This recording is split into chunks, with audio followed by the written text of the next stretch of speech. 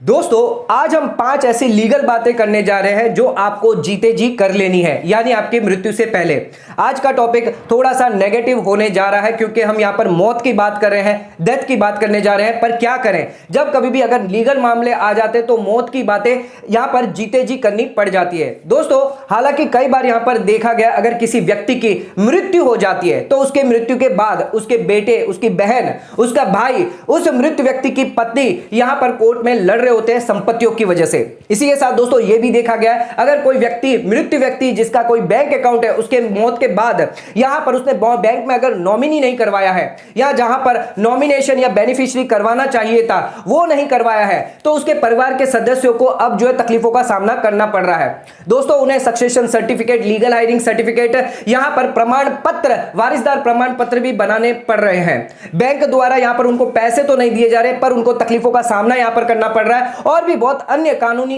यहां पर तकलीफों का सामना उन्हें करना पड़ रहा है उस व्यक्ति के मृत्यु के बाद। तो दोस्तों अगर वो व्यक्ति वक्त रहते यहां पर कुछ सावधानी कर लेते या फिर प्रोएक्टिवली कोई काम कर लेते तो यहां पर उसके परिवार के सदस्यों को तकलीफों का सामना नहीं करना पड़ता। तो दोस्तों आज के इस वीडियो के अंदर हम आपको कुछ ऐसी चेकलिस्ट बताने जा रहे हैं जो यहां पर आप कोशिश करिएगा कि यहां पर छोटी सी एक चेकलिस्ट है जो यहां पर 4 से 5 काम आप अपनी मृत्यु जीते जी पहले कर लें, ताकि अगर आप इस दुनिया में ना रहे, इस पृथ्वी पे ना रहे, तो आपके परिवार वालों में आपका प्यार जो है बना रहे, उनमें कोई भी मन मुटाव ना हो, ना ही उन्हें कोई धक्के खाने पड़े कोई भी सरकारी ऑफिसेस में या किसी भी कोर्ट में। तो दोस्तों अगर अभी तक आपने चैनल को सब्सक्राइब नहीं किया है तो सब्सक्राइब कर लीजिए और बेल आइकन पर ऑल नोटिफिकेशन पे क्लिक कर लीजिए ताकि आपको आने वाले सभी नोटिफिकेशन रिगार्डिंग हमारे वीडियोस रेगुलरली मिलते रहे। तो दोस्तों आइए स्टार्ट करते हैं अपने वीडियो को बिना देरी करते हुए।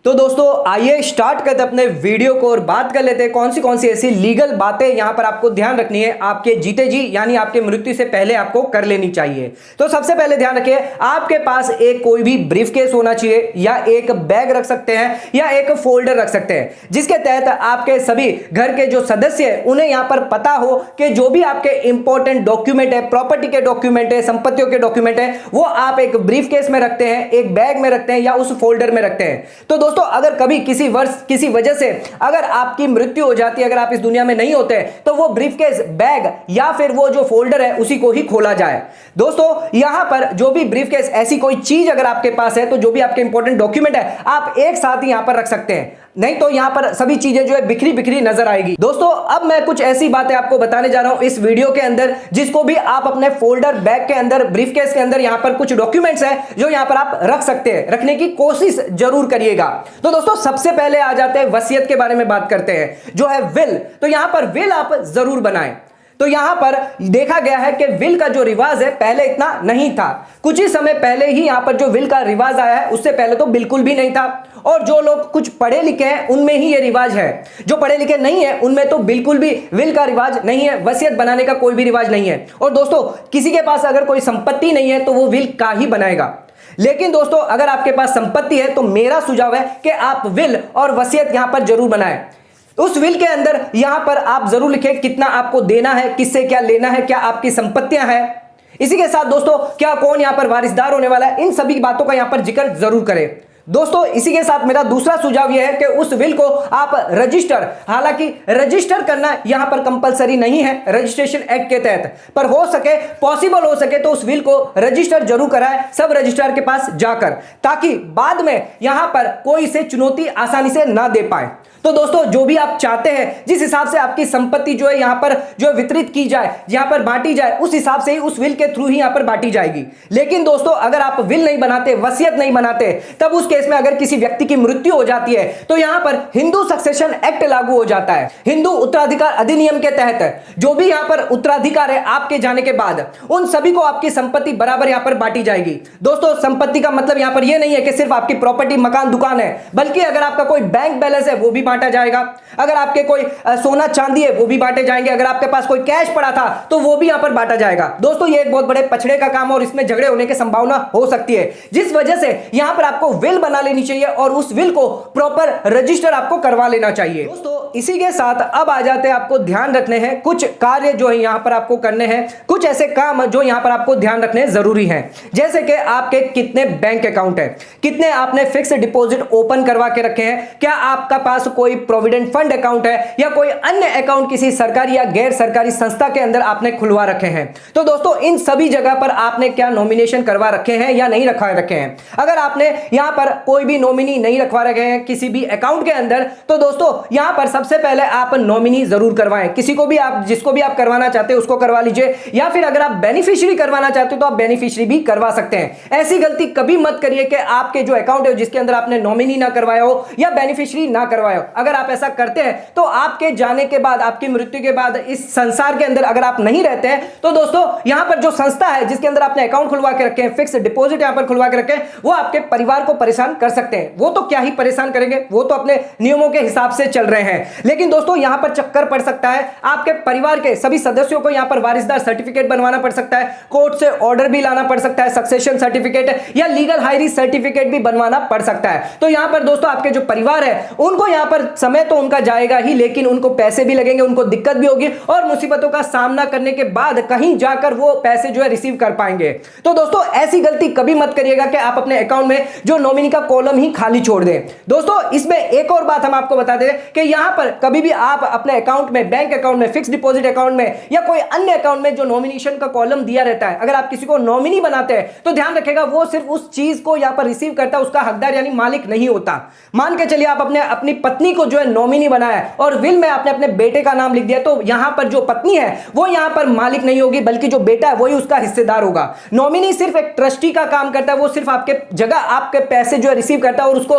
जो मालिक है उसको यहां पर पैसे देता है। तो दोस्तों अगर यहां पर आपने कोई विल बना दी है जिसके अंदर अगर आप लिख देते कि फलाना बैंक अकाउंट के अंदर इतने पैसे पड़े हैं जो आपको अपने बेटे को देने हैं, तो यहां पर जो नॉमिनी है लेकिन आपने अपनी पत्नी को बना रखा है, तो यहां पर अगर आपकी मृत्यु हो जाती है, आपकी मौत हो जाती है, उसके बाद उस पैसे का यहां पर जो नॉमिनी है वो यहां पर रिसीव तो कर सकता है, एज ए ट्रस्टी रिसीव तो कर सकता है, पर उसका मालिक या हकदार नहीं बन सकता। लेकिन यहां पर आपने विल में अपने बेटे का नाम लिखा है तो बेटा ही असली मालिक माना जाएगा और आपकी पत्नी जो है वो पैसा रिसीव करके आपके बेटे जो असली मालिक होगा उसको ही देना पड़ सकता है। दोस्तों अब हम बात करने जा रहे हैं तीन प्रकार की एसेट्स, तीन प्रकार की संपत्तियां जिनका कैटेगराइजेशन हमने कुछ इस प्रकार किया है। सबसे पहले बात कर लेते हैं यहां पर फिजिकल एसेट्स के बारे में, यानी टेंजिबल एसेट्स है, जिसको आम भाषा में आप मकान, दुकान या इत्यादि यहां पर कह सकते हैं। दोस्तों इसी के साथ हमारी दूसरी संपत्ति यहां पर निकल के आती है, वो यहां पर डिजिटल एसेट्स निकल के आती है। यानी अगर आपके पास कोई फोन है, अगर उस फोन के अंदर आपके पास फोन पे हो सकता है, गूगल पे हो सकता है या फिर पेटीएम पे हो सकता है, तो दोस्तों यहां पर आपके पास कोई अन्य क्रेडिट कार्ड हो सकते हैं जिसको हम डिजिटल एसेट भी कह सकते हैं।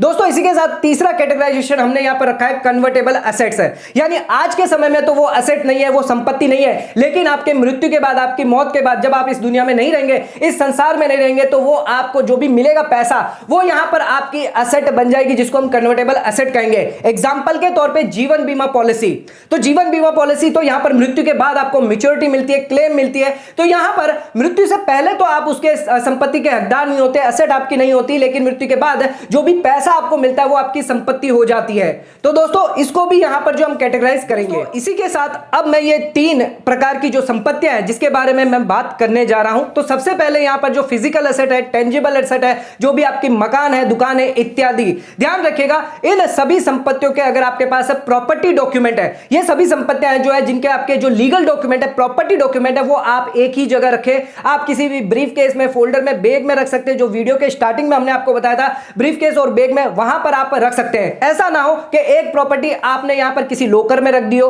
दूसरी प्रॉपर्टी आपने किसी यहां पर जो है अलमारी में रख दी हो, और तीसरी प्रॉपर्टी जो का पेपर जो डॉक्यूमेंट है वो आपने किसी अन्य व्यक्ति के पास रख दिया हो। ऐसा बिल्कुल भी ना करें। आपकी जितनी भी प्रॉपर्टी है, जितने भी संपत्ति है, जिसको आपको एक जगह ही रखना है, एक जगह ही यहां पर आपको रखना चाहिए और मिलाकर ही यहां पर रखना चाहिए। दोस्तों इसी के साथ यहां पर उसकी फोटोकॉपी भी आप करवा के रख सकते हैं। दोस्तों प्रॉपर्टी के डॉक्यूमेंट तो आप रखेंगे, लेकिन अगर आपने कोई एग्रीमेंट करवा रखा है, कोई भी प्रॉपर्टी का खरीद बेच करके रखा है, तो वो भी यहां पर आप रख सकते हैं। अगर आपके जाने के बाद अगर आप इस दुनिया में नहीं रहते हैं, तो यहां पर अगर आपने कोई एग्रीमेंट करवाया जहां आपने कोई भी प्रॉपर्टी खरीद या बेच करी है, तो यहां पर किसी को क्या ही पता चलेगा, क्या टर्म्स एंड कंडीशन उसके अंदर होगी, तो यह पता नहीं चलेगा। जिसके तहत अगर आप कोई एग्रीमेंट भी करवाते हैं तो वो भी आप उस फोल्डर में जरूर रखें। दोस्तों सेकंड पॉइंट पे आ जाते हैं, बात कर लेते हैं डिजिटल एसेट्स के बारे में। डिजिटल एसेट्स हमने आपको यहां पर पहले पहले ही बताया था कि यहां पर आपके पास कई तरह के क्रेडिट कार्ड हो सकते हैं। तो यहां पर अगर आपके पास बहुत सारे क्रेडिट कार्ड है जो आपके हो सकता है आपके परिवार वालों को पता नहीं हो कि आपके पास कौन से क्रेडिट कार्ड है और कौन से क्रेडिट कार्ड जो है वो चालू है।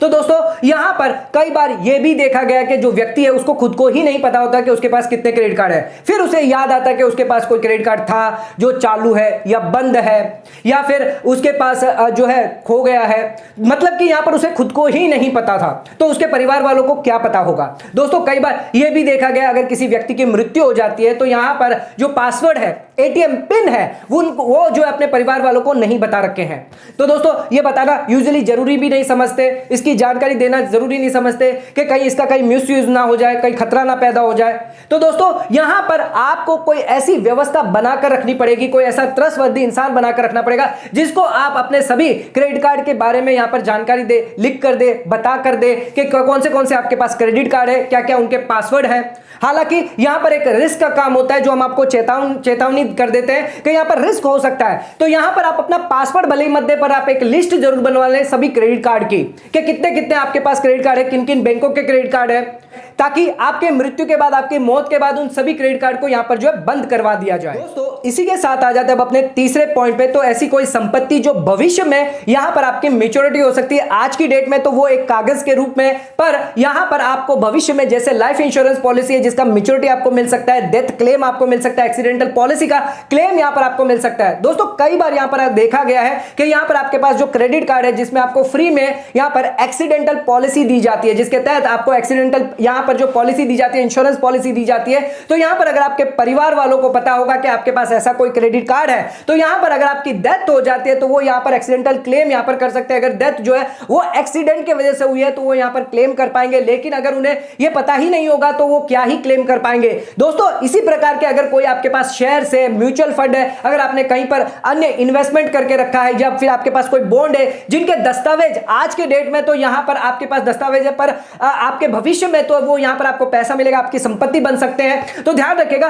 इन सभी डॉक्यूमेंट की आप एक सेपरेट लिस्ट जरूर बनवा लें। तो इसी के साथ इस लीगल चेकलिस्ट के अंदर यहां पर लायबिलिटी के संबंधित भी कुछ यहां पर आपको बातें रखनी है। दोस्तों यहां पर आपकी जिम्मेदारियां क्या बनती है, किन लोगों से आपके पैसे लेने हैं, आपको सिर्फ एसेट या आपकी संपत्ति के बारे में जो है आपके फोल्डर में, बैग में यहां पर नहीं रखने, बल्कि आपको किन से पैसे लेने हैं, किस समय आपने पैसे लिए, कितने आपने पैसे चुका दिए, कितने चुकाने बाकी है। तो इस संबंधित में भी आपकी कुछ जिम्मेदारियां बनती है, जिसके तहत अगर आपके पास कोई लायबिलिटी है, किनको पैसा दिया है, कोई लेन देन किया है, तो उस बारे में भी आप अपने परिवार को जरूर बताएं। ऐसा ना हो आपकी मृत्यु हो जाए या आप नहीं रहे, उसके बाद कोई चार लोग आकर आपके घर के दरवाजे पर आपके परिवार वालों से पैसे मांगे और आपके परिवार वाले कहें हमें तो पता ही नहीं हमारे पिताजी ने कौन से पैसे दे के रखे हैं। तो दोस्तों आप नहीं चाहेंगे, आप एक प्रतिष्ठावान व्यक्ति है, अगर आप एक ईमानदार व्यक्ति है तो आप ऐसा कभी नहीं चाहेंगे। दोस्तों इसी के साथ हमारा एक और सुझाव है कि यहां पर आप अपनी चीजों को अपडेटेड जरूर रखें। अगर आपने कोई संपत्ति बेची है, कोई एग्रीमेंट कैंसिल करा है या फिर